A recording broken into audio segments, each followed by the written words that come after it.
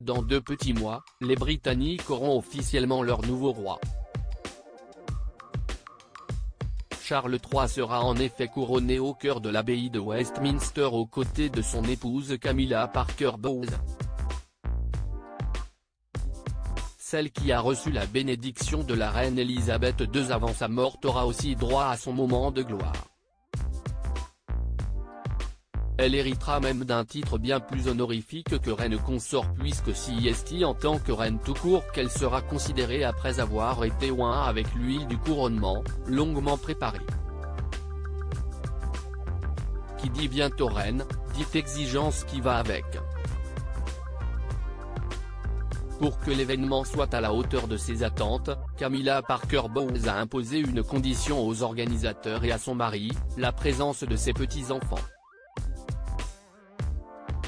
Lola et Elisa, 15 ans et Freddie, Louis et Gus, 13 ans, devraient même occuper une place centrale le jour J.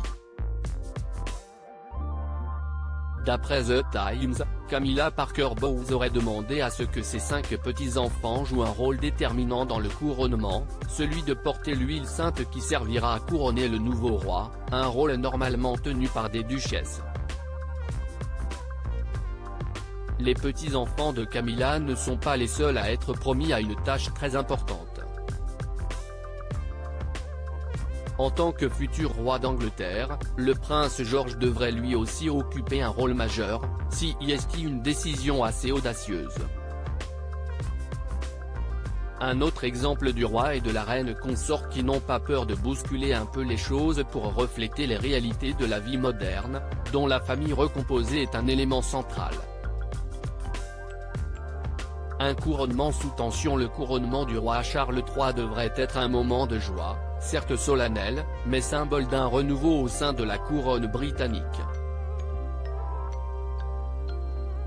Malheureusement pour le futur roi, lui qui a dû s'imaginer l'événement tout au long de sa vie, n'aura peut-être pas droit à celui dont il a toujours rêvé. Depuis des mois, de lourdes tensions font rage entre le clan royal et le prince Harry et Meghan Markle, exilés en Amérique depuis leur retrait des premiers rangs de la monarchie. Le couple Sussex a ouvert les vannes des critiques et des reproches depuis son départ, soulignant le manque d'empathie et de soutien des membres de la famille, le racisme présent au sein du palais et les coulisses des discussions houleuses entre Harry, son père et le prince William. Des affronts répétés et incessants pour Charles et William, dont la règle d'or est de ne jamais se plaindre ou répondre aux diverses attaques. Si sa présence est souhaitée, le prince Harry pourrait ne pas assister au couronnement.